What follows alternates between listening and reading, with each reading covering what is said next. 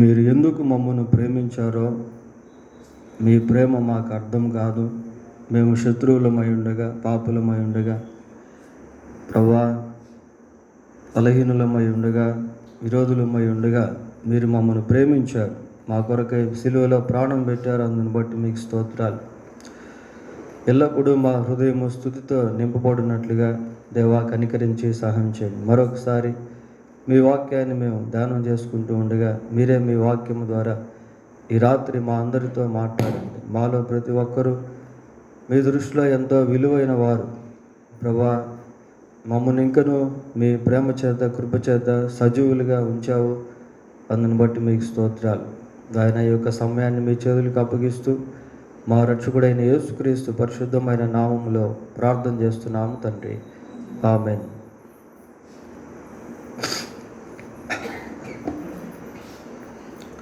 ప్రియులారా, దశలోనికి రాసిన మొదటి పత్రిక దేవుని కృప చేత 3 అధ్యాయాలు మనం ముగించుకున్నాం. ఈరోజు 4వ అధ్యాయంలోనికి వెళ్దాం. దశలో రాసిన మొదటి పత్రిక 4వ అధ్యాయము.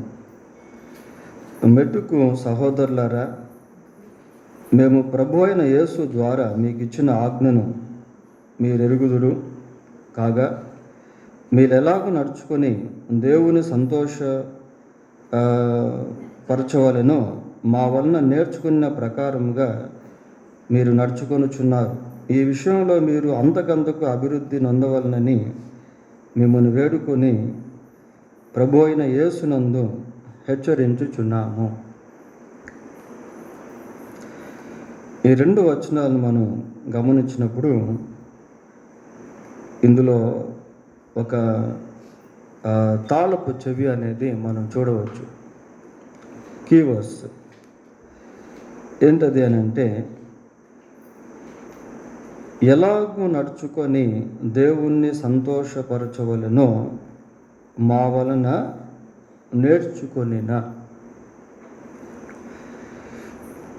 సేవకుల ద్వారా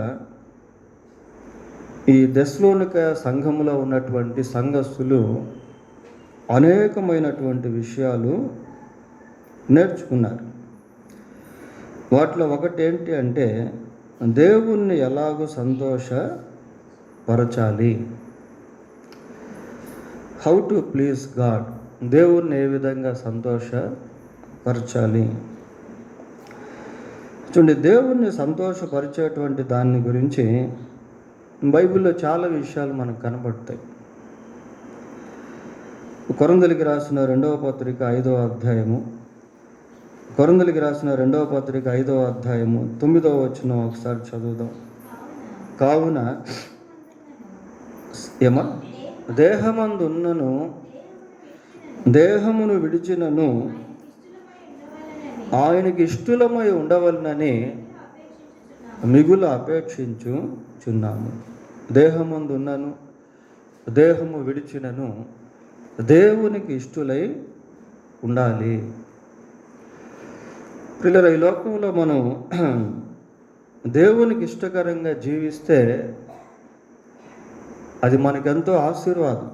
God wants us to live to please him. ఆయనకి ఇష్టలుగా జీవించాలని దేవుడు కోరుతా ఉన్నాడు. మనం దేవునికి ఇష్టలుగా జీవిస్తూ ఉన్నప్పుడు దేవుడు సంతోషించేటువంటి వాడిగా ఉంటాడు. ఎఫెసీ పత్రిక 5వ అధ్యాయము 10వ వచనం కూడా చదువుదాం. 5:10. కనుక ప్రభువుకి ఏది ప్రీతికరమైనదో దానిని పరీక్షించుచు వెలుగు సంబంధుల వలె నడుచుకోండి. ఆయనకి ఏది ప్రీతికరమైనదో ఇవన్నీ బైబిల్లో ఉన్నాయి ప్రియులారా. మరి దేవుడు ఎక్కడ ఏ విధంగా సంతోషిస్తాడు, ఆయన ఏ విధంగా సంతోషింప చేయగలము, ఏ విధంగా దేవుణ్ణి ఆనందింప చేయగలము, దేవునికి ఏది ప్రీతికరమైనటువంటివో, ఇలాంటి విషయాలన్నీ కూడా బైబిల్లో రాయబడి ఉన్నాయి. అలాగే హెబ్రీ పత్రిక 11వ అధ్యాయం 6వ వచనం కూడా చదువుదాం. హెబ్రీ పత్రిక 11వ అధ్యాయం 6. విశ్వాసము లేకుండా దేవునికి ఇష్టులై ఉండుట అసాధ్యము. చూడండి, విశ్వాసపు జీవితాన్ని జీవిస్తూ ఉన్నప్పుడు దాన్ని దేవుడు ఇష్టపడతాడు. అలా దేవుణ్ణి ఇష్టపెట్టుటయే దేవుణ్ణి సంతోషపెట్టుట. యోహాను రాసిన మొదటి పత్రిక 3వ అధ్యాయము 22వ వచనం కూడా చదువుకుందాం. మరియు మనము ఆయన ఆజ్ఞలను గైకొనుచు ఆయన దృష్టికి ఇష్టమైనవి చేయుచున్నాము గనుక మనము ఏమి అడిగినను అది ఆయన వలన మనకు దొరుకును. చూడండి ప్రియులారా, మరి దేవునికి ఇష్టమైనటువంటి జీవితాన్ని మనం ఎప్పుడైతే జీవిస్తామో దాన్ని బట్టి దేవుడు సంతోషించేవాడుగా ఉంటాడు. దేవునికి ఇష్టమైన జీవితాన్ని మనం జీవిస్తూ ఉన్నప్పుడు దాంట్లో నుండి అనేకమైనటువంటి దీవెనలు మనం పొందుకునేటువంటి వారంగా ఉంటాం. ఈ దశలోనికలో ఉన్నటువంటి సంఘస్థులు in course of time the learned about godly things. కాలక్రమేణా దైవిక సంబంధమైనటువంటి కార్యాలను, విషయాలను వాళ్ళు నేర్చుకుంటూ వచ్చారు. దాంట్లో ఒకటి దేవుణ్ణి ఏ విధంగా సంతోషపరచాలో దాన్ని నేర్చుకున్నారు. ఇంకా బైబిల్లో అనేకమైనటువంటి విషయాలు ఉన్నాయి ప్రియులారా. వాళ్ళు నేర్చుకున్నప్పటికీ ఇంకా పౌలు ఇక్కడ ఏమంటున్నాడు అని అంటే, చూడండి, ఈ విషయంలో మీరు అంతకంతకు అభివృద్ధి నొందవలెనని అంటున్నాడు. నేర్చుకున్నప్పటికీ ఇంకా నేర్చుకోవాల్సినవి అనేకమైనవి ఉన్నాయి. దేవుణ్ణి సంతోషపెట్టేటువంటి విషయంలో అంతకంతకు అభివృద్ధి నొందుట. 12వ వచనం కూడా మనం చదివితే, సహోదరులారా మీరు ప్రేమ యందు మరి ఎక్కువగా అభివృద్ధి నొందచుండవాలి. అంతకుముందు ఆల్రెడీ వాళ్ళు ప్రేమించిన దాని గురించి మాట్లాడాడు. వాళ్ళు ప్రేమిస్తూ ఉన్నప్పటికీ పౌలు ఇంకా ఏమంటున్నాడంటే, ప్రేమ యందు మరి ఎక్కువగా అభివృద్ధి.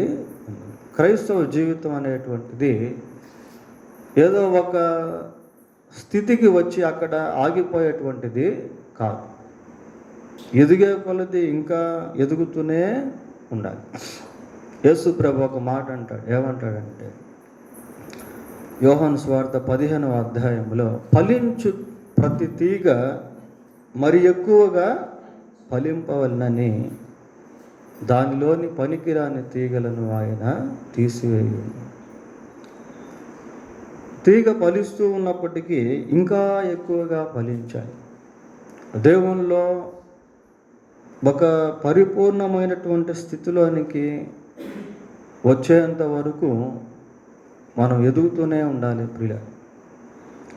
క్రీస్తు స్వరూప్యం మనలో కలిగేంత వరకు ఎదుగుతూనే ఉండాలి.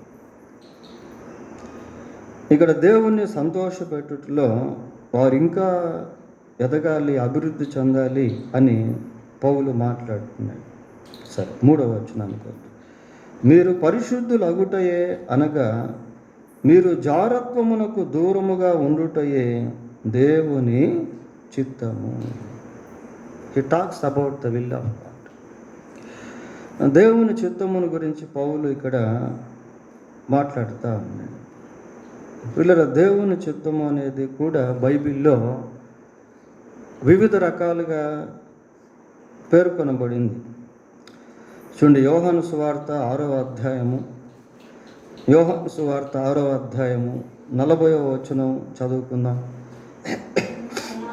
కుమారుని చూచి ఆయన యందు విశ్వాసముంచు ప్రతివాడును నిత్య జీవం పొందుటయే నా తండ్రి చిత్తము. దేవుని చిత్తంలో ఇలాంటివన్నీ కూడా ఇమిడి ఉన్నాయి ప్రియులారా. కుమారుని చూచి ఆయన యందు విశ్వాసముంచు ప్రతివాడును నిత్య జీవం పొందుటయే నా తండ్రి చిత్తం. అంటే ప్రతి వ్యక్తి కూడా యేసుక్రీస్తునందు విశ్వాసం ఉంచాలి. కుమారుని చూచి యేసుక్రీస్తుని గురించి తెలుసుకొని ఆయనందు విశ్వాసం ఉంచినప్పుడు వాళ్ళు నిత్య జీవం పొందుకుంటారు. అద్వితీయ దేవుడు అయిన నిన్నును నీవు పంపిన యేసుక్రీస్తును విశ్వసించుటయే, ఎరిగి ఉండుటయే నిత్య జీవం. So God wants every one to receive the eternal life. ప్రతి ఒక్కరూ నిత్య జీవాన్ని పొందాలనేది దేవుని యొక్క ఉద్దేశం. దేవుడు లోకమును ఎంతో ప్రేమించను కాగా తన అద్వితీయ కుమారుని యందు విశ్వాసం ఉంచి ప్రతి వాడు నశింపక నిత్య జీవము పొందునట్లు ఆయన తన కుమారుని అనుగ్రహించాడు. కాబట్టి ప్రతి వ్యక్తి యేసుక్రీస్తునందు విశ్వాసం ఉంచి నిత్య జీవం పొందుట అనేది దేవుని యొక్క చిత్తము ప్రియులారా. అలాగనే తిమోతికి రాసిన మొదటి పత్రిక 2వ అధ్యాయం 4వ వచనం కూడా చదువుదాం. మనుషులందరూ రక్షణ పొంది సత్యమును గూర్చిన అనుభవ జ్ఞానము గలవారై ఉండవలనని ఆయన ఇచ్చయించుచున్నాడు. దేవుని యొక్క ఇచ్చ లేక దేవుని యొక్క చిత్తము ఏంటి అని అంటే మనుషులందరూ కూడా రక్షణ పొందాలి. ఇందులో భాగముగా పైన మనం చూస్తే మనము సంపూర్ణ భక్తియు మాన్యతయు కలిగి నెమ్మదిగాను సుఖముగాను బ్రతుకు నిమిత్తము అన్నిటికంటే ముఖ్యముగా మనుషులందరి కొరకు, రాజుల కొరకు, అధికారుల కొరకు ప్రార్థన, విజ్ఞాపన, యాచన చేయాలి, కృతజ్ఞతాస్తుతులు చేయాలి. As a believer we must do it. విశ్వాసులముగా మనము దీన్ని చేయాలి ప్రియులారా. నశించిపోతున్నటువంటి వారి కొరకు విజ్ఞాపన చేయుట అనేది కూడా దేవుని చిత్తమే. అది కూడా దేవుని చిత్తమే. ఇంకా ఇదే దశలోకి రాసిన మొదటి పత్రిక 5వ అధ్యాయము 16వ వచనం చూడండి. ప్రతి విషయమునందును కృతజ్ఞతాస్తుతులు చెల్లించుడి, ఇలాగూ చేయుట యేసుక్రీస్తునందు మీ విషయములో దేవుని చిత్తము. ప్రతి విషయమునందు కృతజ్ఞతాస్తుతులు చెల్లించుట అది దేవుని చిత్తము ప్రియులారా. Pricing God in every part of our life, in everything. అన్ని విషయాల్లో దేవుని స్తుతించుట అనేది కూడా దేవుని చిత్తం. అయితే ప్రత్యేకంగా ఇక్కడ ఈ దశలో రాసిన మొదటి పత్రిక 4వ అధ్యాయం 3వ వచనంలో జారత్వమునకు దూరముగా ఉండుటయే దేవుని చిత్తం. ఇక్కడ ఇంకొక విషయాన్ని ప్రత్యేకంగా మనం చదువుతాము. జారత్వమునకు దూరముగా ఉండుట. సెక్సువల్ ఇంప్యూరిటీ, లైంగిక అపవిత్రత ప్రియులారా. లైంగిక సంబంధమైనటువంటి అపవిత్రత విషయములో విశ్వాసి చాలా జాగ్రత్తగా ఉండాలి. కొరింథీయులకు రాసిన మొదటి పత్రిక 7వ అధ్యాయము 1వ వచనం చదువుదాం.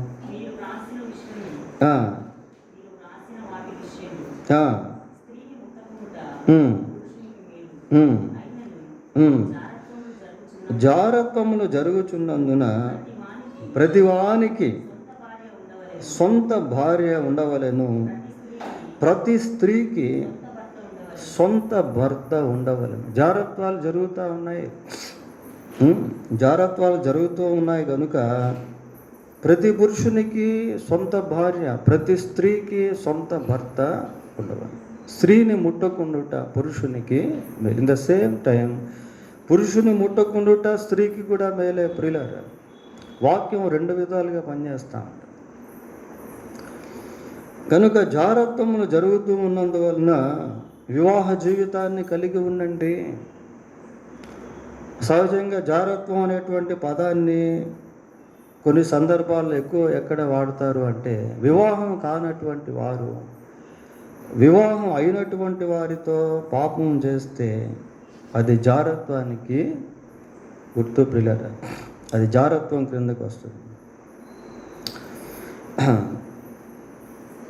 మీలో ప్రతివాడు ఇక్కడేమని చెప్తుంది, మీరు పరిశుద్ధులగుటయే అనగా మీరు జారత్వమునకు దూరముగా ఉండుటయే దేవుని చిత్తం.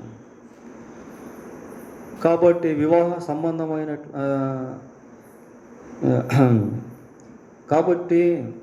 మరి వివాహ సంబంధమైనటువంటి విషయాల్లో, వివాహేతర విషయంలో ఎంతో జాగ్రత్త విశ్వాసులు కలిగి ఉన్నారు. 4-5 వచనాలు. మీలో ప్రతివాడును దేవుని ఎరగని అన్యజనుల వలె కామాభిలాషయందు కాక పరిశుద్ధత యందును ఘనత యందును తన ఘటమును ఎట్లు కాపాడుకొనవలెనో అది ఎరిగి ఉండుటయే దేవుని చిత్తము. చూడండి, ఇంకొక దేవుని చిత్తం గురించి కూడా పౌలు చెప్తా. ఘటములను గురించి మాట్లాడుతున్నాడు.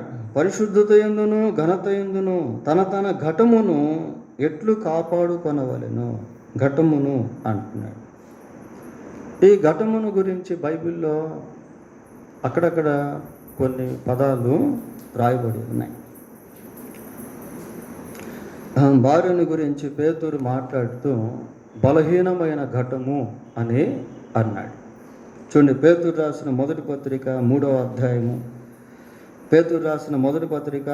అధ్యాయము 7వ వచనాన్ని చదువుకుందాం. అటువలనే పురుషులారా, జీవమను కృపావరములో మీ భార్యలు మీతో పాలివారై ఉన్నారని ఎరిగి ఎక్కువ బలహీనమైన ఘటమని భార్యను సన్మానించుడి.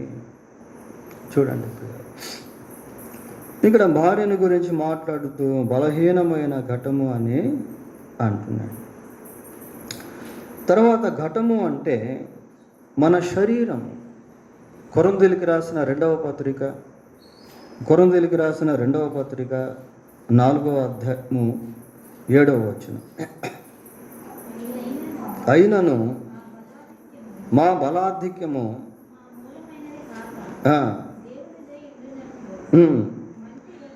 మంటి ఘటములలో ఈ ఐశ్వర్యము మాకు కలదు. మంటి ఘటము అంటున్నాడు ప్రియులారా. మన శరీరమును దేవుడు మంటితో చేశాడు. ఆదికాండం 2వ అధ్యాయం 7వ వచనంలో దేవుడైన యెహోవా నేల మంటితో నరుని నిర్మించి అని చూసి, మంటి ఘటములలో మాకి మహిమ ఐశ్వర్యము కలదు. మంటి ఘటముల్లో మహిమ ఐశ్వర్యం అంటే మనం దేవుణ్ణి కలిగి జీవిస్తూ ఉన్నప్పుడు ఈ మంటి ఘటము అంటే శరీరములో దేవునికి సంబంధించినటువంటి, పరలోకానికి సంబంధించినటువంటి కార్యాలు జరుగుతూ ఉంటాయి ప్రియులారా. సరే, ఇక్కడ ఏమని చదువుతున్నాము అంటే మంటి ఘటము అంటే శరీరమును గురించి మాట్లాడుతూ ఉన్నాడు. పరిశుద్ధత యందును ఘనత యందును తన ఘటమును ఎట్లు కాపాడుకొనవలెనో అది ఎరిగి ఉండుటయే దేవుని చిత్తం. పరిశుద్ధత యందు ఘనత యందు శరీరాన్ని కాపాడుకోవాలి. రోమపత్రిక 12వ అధ్యాయం 1వ వచనాన్ని చదువుదాం. కాబట్టి సహోదరులారా, పరిశుద్ధమును దేవునికి అనుకూలమును అయిన సజీవ యాగముగా మీ శరీరములను ఆయనకు సమర్పించుకొనుడని దేవుని వాత్సల్యమును బట్టి మిమ్మును బతిమాలుకొనుచున్నాము. ఇటు సేవ యుక్తమైన. కాబట్టి సహోదరులారా, పరిశుద్ధమును దేవునికి అనుకూలమును అయిన సజీవ యాగముగా మీ శరీరములను ఆయనకు పరిశుద్ధమును దేవునికి అనుకూలమును. ప్రియులారా, మన శరీరము పరిశుద్ధమైనదిగా దేవుడు చేశాడు. ఈ శరీరములో పరిశుద్ధాత్మ నివసిస్తాడు. ఈ శరీరాన్ని దేవుడు పరిశుద్ధపరిచాడు.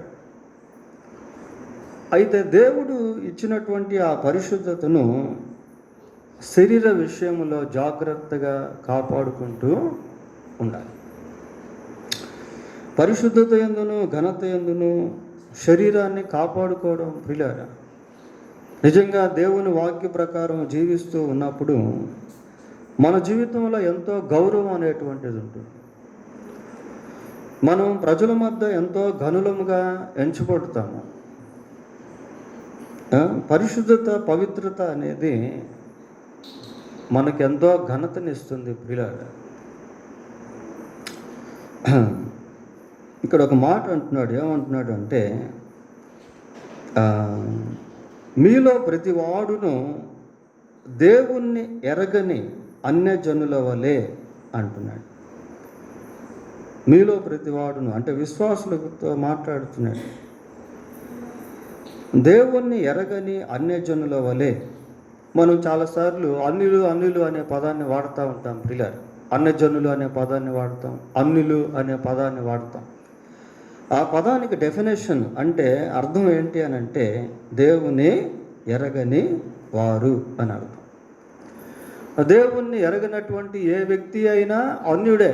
Even though he is a Christian. క్రైస్తవుడిగా పిలువబడుతున్నప్పటికీ, క్రైస్తవురాలుగా పిలువబడుతున్నప్పటికీ, ఒకవేళ వాళ్ళు దేవుణ్ణి ఎరగనటువంటి వారిగా ఉన్నట్లయితే వాళ్ళు కూడా అన్యులే. దేవునిగా ఎరగాలి ప్రియులారా. దేవుణ్ణి అనుభవపూర్వకంగా తెలుసుకోవడం, దేవుణ్ణి ఎరిగే అనుభవాన్ని కలిగి ఉన్నాం. గుడ్డివాడు యేసుక్రీస్తు ద్వారా చూపు పొందాడు. యేసు ప్రభు ద్వారా చూపు పొందుట వలన ఆ గుడ్డివాడిని ఏం చేశారంటే వెలివేశారు. వెలివేసినప్పుడు యేసు ప్రభు అతని దగ్గరికి వచ్చాడు. వచ్చి నేను ఆయనని ఏమని చెప్పాడు, దేవుని కుమారుని యందు విశ్వాసం ఉంచుచున్నావా అన్నాడు. అతను అన్నాడు, ఆయన యందు విశ్వాసం ఉంచుటకు ఆయన ఎవరు అనంటే ప్రభు అన్నాడు, నేనే ఆయన అంటే. అప్పుడు అతను విశ్వసించి, అంతకుముందు ఎరగలేదు, తర్వాత యేసుక్రీస్తు దేవుడు అని ఎరిగాడు. ప్రియులారా, అన్ని జనులు అంటే దేవుణ్ణి ఎరగనటువంటి వారు. మీలో ప్రతివాడు దేవుణ్ణి ఎరగని అన్యజనుల వలె కామాభిలాషయందు కాక. ఇవన్నీ శరీర సంబంధమైన లేక లైంగిక సంబంధమైనటువంటి వాటిని గురించి వాడబడినటువంటి పదాలు ప్రియులారా. ఎఫెసీ పత్రిక 4వ అధ్యాయము 17వ వచనం చదువుదాం. కాబట్టి అన్యజనులు నడుచుకొనున్నట్లు మీరిక మీదట నడుచుకొనవలదని ప్రభువునందు సాక్ష్యమిచ్చుచున్నాను.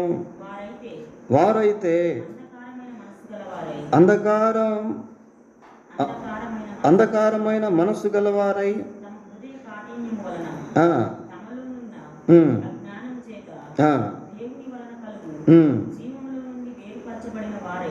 చాలా పిల్లలు ఒకసారి కొద్దిగా ఇక్కడ ఆగుదాం. అన్యజనుల గురించి వివరణ మనం చదువుతా ఉన్నాం. అన్యజనులు నడుచుకొనున్నట్లు మీరిక మీదట నడుచుకొనవలదని ప్రభువునందు సాక్ష్యం ఇచ్చుచున్నాను. అన్యజనులు ఎలా ఉంటారట? వారు అంధకారమైన మనస్సు గలవారై తమ హృదయ కాఠిన్యము వలన తమలోనున్న అజ్ఞానము చేత దేవుని వలన కలుగు జీవములో నుండి వేరుపరచబడిన వారై. అంటే దేవుని జీవములో నుండి వాళ్ళు వేరైపోయారు పిల్లలు, వేరుగా ఉన్నారు. అందుకే వారు చనిపోతే 2 రకాల మరణాలు అనుభవిస్తారు. ఒకటి, ఆత్మ శరీరాన్ని విడిచిపెడుతుంది. 2, అదే ఆత్మ దేవుణ్ణి విడిచిపెడుతుంది. అంటే they are separated from God. దేవునికి వేరుగా చేయబడ్డారు. తమ మనస్సునకు కలిగిన వ్యర్థత అనుసరించి నడుచుకొనుచున్నారు. వారు సిగ్గు లేని వారై ఉండి నానా విధమైన అపవిత్రతను అత్యాశతో జరిగించుటకు తమ్మును తామే కాముకత్వమునకు అప్పగించుకొనిరి. అన్య జనములను గురించి పౌలు ఇక్కడ మాట్లాడుతున్నాడు. దేవుణ్ణి ఎరగనటువంటి వారు ప్రియులారా, లోకంలో లోక సంబంధులుగా జీవిస్తున్నటువంటి వారు, దేవుని జీవము నుండి వేరుపరచబడినటువంటి వారు, వారిలాగా మీరు ఉండొద్దు అంటున్నాడు పౌలు. మీలో ప్రతివాడును దేవుని ఎరగని అన్యజనుల వలె కామాభిలాషయందు కాక, వారిలాగా మీరు జీవించవద్దు. పరిశుద్ధత యందును ఘనత యందును తన తన ఘటము నెట్లు కాపాడుకొనవలెను, అది ఎరిగి ఉండుటయే దేవుని చిత్తం. ప్రియుల, నిజంగా ఒక విశ్వాసికి దేవుని వాక్యం అర్థమైనప్పుడు తన యొక్క శరీరాన్ని జాగ్రత్తగా కాపాడుకుంటాడు ప్రియులారా. ఇంకా తర్వాత కింద వచనాల్లో కూడా కొన్ని విషయాలు వాటిని గురించి మనం చూస్తాం. సరే, 6వ వచనం చదవండి.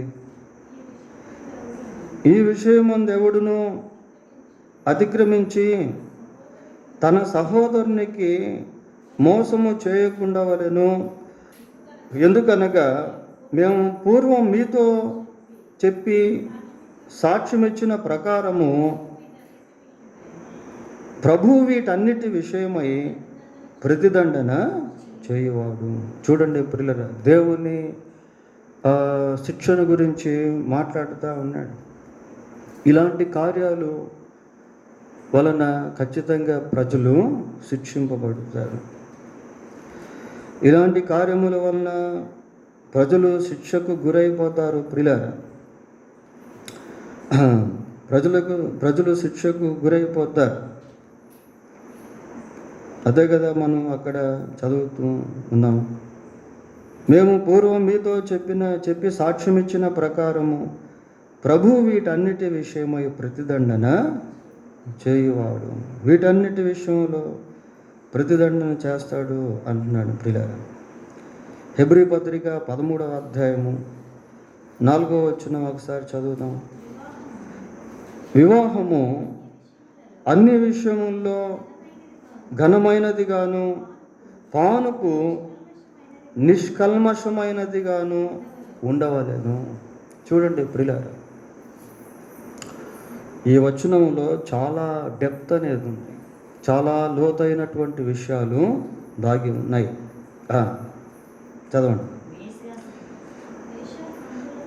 వేశ్య సంగులకును వ్యభిచారులకును దేవుడు తీర్పు తీర్చును. వేశ్య సాంగులకును వ్యభిచారులకును దేవుడు తీర్పు తీర్చును.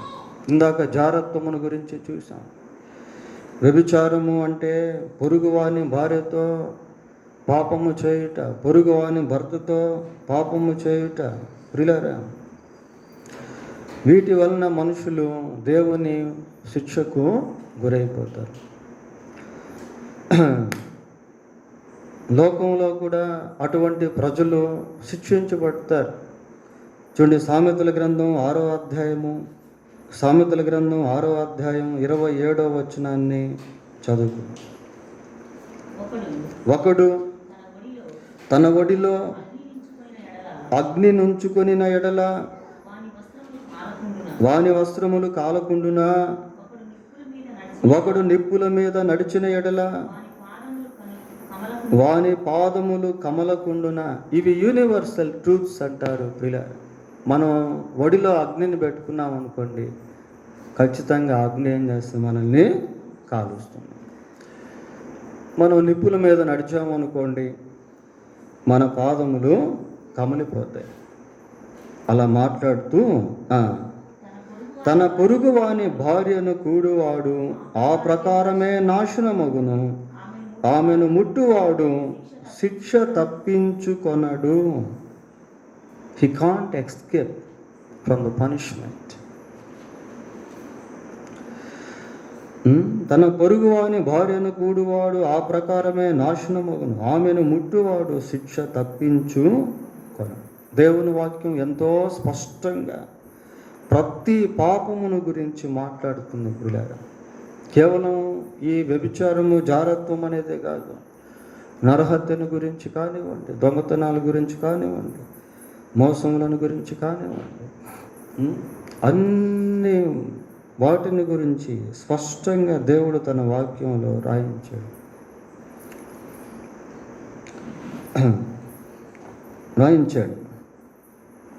ఇట్లా మాట్లాడుతూ 7వ వచనానికి వచ్చేసరికి అంటున్నాడు, పరిశుద్ధులు అగుటకే దేవుడు మనలను పిలిచెను కానీ అపవిత్రులుగా ఉండుటకు పిలువలేదు. చూడండి ఆ మాట ఎలాగ.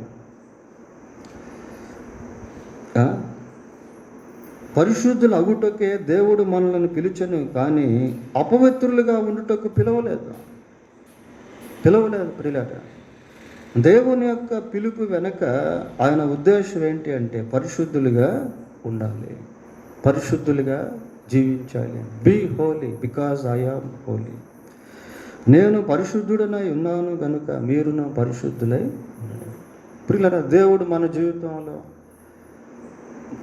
ఏది కూడా తక్కువ చేయడు. మనం ప్రభువుకు నమ్మకంగా జీవిస్తూ ఉన్నప్పుడు భార్యాభర్తల మధ్య సంబంధం విషయంలో కానీ, ఫైనాన్షియల్ మ్యాటర్స్, ఆర్థిక సంబంధమైన విషయాల్లో కానీ దేవుడు ఎక్కడా తక్కువ చేయడం. If we live with faithful to God, దేవునికి నమ్మకంగా జీవిస్తూ ఉన్నప్పుడు దేవుడు సహాయం చేస్తాడు.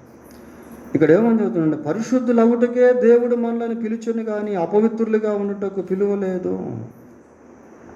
నిజంగా ఒక విశ్వాసి పరిశుద్ధంగా జీవిస్తే దాన్ని బట్టి దేవుడు ఎంతో ఘనపరచబడతాడు. కొరింథీయులకు రాసిన మొదటి పత్రిక 1వ అధ్యాయం 2వ వచనం, కొరింథీలోనున్న దేవుని సంఘమునకు అనగా క్రీస్తు యేసు నందు పరిశుద్ధపరచబడిన వారై పరిశుద్ధులుగా ఉండుటకు పిలువబడిన వారికి, పరిశుద్ధులుగా ఉండుటకు, క్రీస్తు యేసునందు పరిశుద్ధపరచబడిన వారై. ఇక్కడ ఈ మాట ఎలాంటిది అంటే, మనం యేసుక్రీస్తు దగ్గరికి వచ్చినప్పుడు ప్రభువు మనల్ని పరిశుద్ధపరుస్తాడు. మన తలంపులను, మన ఆలోచనలను, మన మాటలను, మన క్రియలను పరిశుద్ధపరుస్తాడు. మన హృదయాన్ని, మన మనస్సాక్షిని దేవుడు పరిశుద్ధపరుస్తాడు. యేసు రక్తము ప్రతి పాపము నుండి మనలను పవిత్రులనుగా చేయు, పరిశుద్ధపరుస్తాడు. ప్రియులారా, మనం దేవుని సన్నిధిలో ఆ రీతిగా ప్రార్థన చేసుకోవాలి. ప్రభువా, ఇదిగో నేను చేసిన ఈ పాపమును బట్టి నన్ను క్షమించు, మీ రక్తంతో నన్ను కడిగి పరిశుద్ధపరచు ప్రభువా అని ప్రార్థన చేయాలి. దావీదు బత్షెబతో పాపం చేసిన తర్వాత దేవుని సన్నిధిలో పరిశుద్ధత కొరకు ఎంతో ప్రార్థన చేశాడు, కన్నీరు గార్చాడు. ప్రభువా, నా యందు శుద్ధ హృదయము కలుగు చేయి అన్నాడు. నీ పరిశుద్ధాత్మ నా యొద్ద నుండి తీసివేయకము ప్రార్థన. చూడండి ఒకసారి ఆ ప్రార్థన మనం ఒకసారి అటు చూసొద్దాం.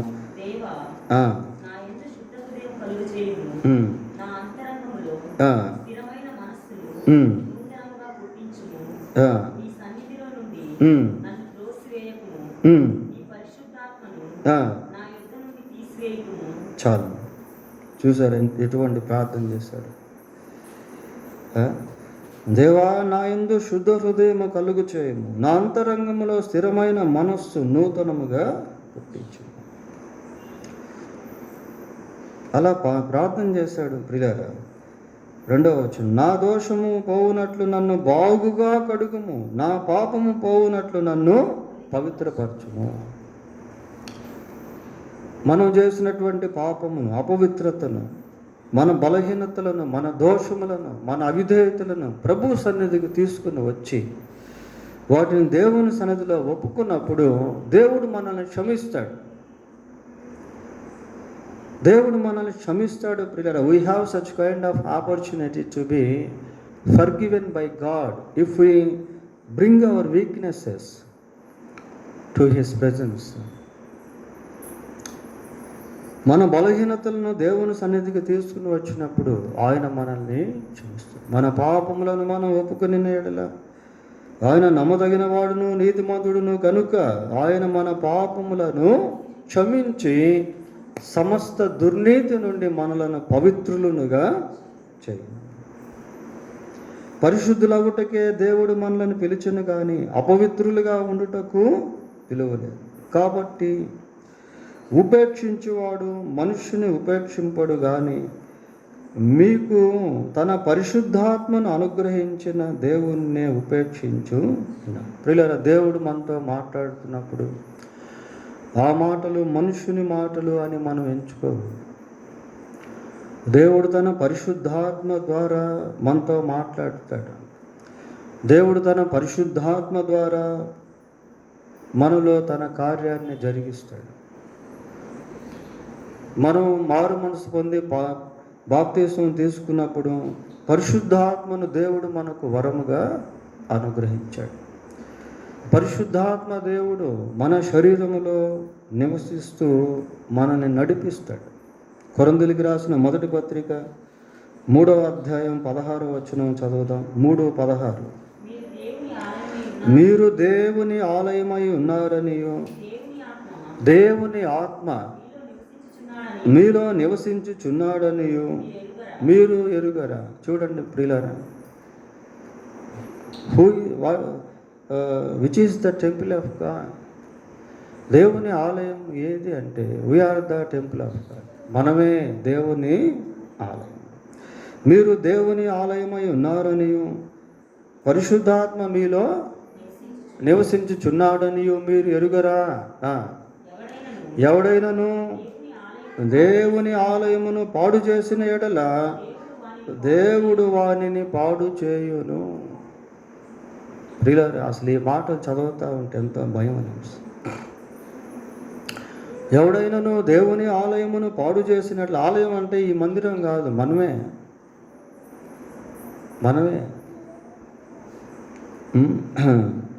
మన శరీరమే దేవునికి ఆలయము, పరిశుద్ధాత్మక ఆలయము. మన శరీరమే పరిశుద్ధాత్మకు నివాస స్థలము. ప్రియులారా,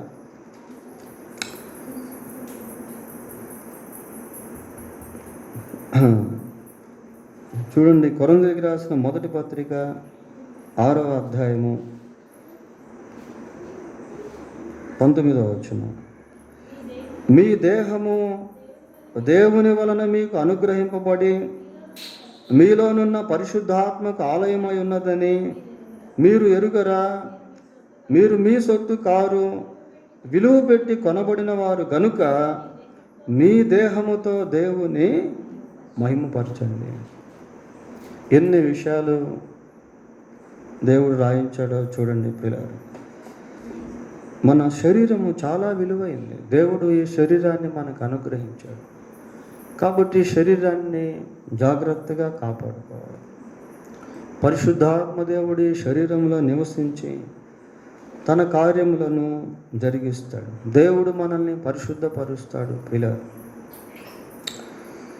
సరే, పౌలు ఇంకా మాట్లాడుతూ ఏమని చెప్తున్నాడు అంటే 10వ వచనం చూద్దాం. 9వ వచనం. సహోదర, ప్రేమను గూర్చి మీకు రాయనక్కరలేదు. మీరు ఒకరినొకడు ప్రేమించుటకు దేవుని చేతనే నేర్పబడితిరి. వాళ్ళ క్వాలిటీస్ చూడండి ఎలాగున్నాయో. దేవుని చేత వారు నేర్పించబడ్డారట. ఏం నేర్పించబడ్డారు? ఒకరినొకడు ప్రేమించుట, లవింగ్ ఈచ్ అదర్. సంఘంలో ఒకరినొకడు ప్రేమించుకునే స్థితిని దేవుని చేత వారు నేర్చుకున్నారు ప్రియులారా.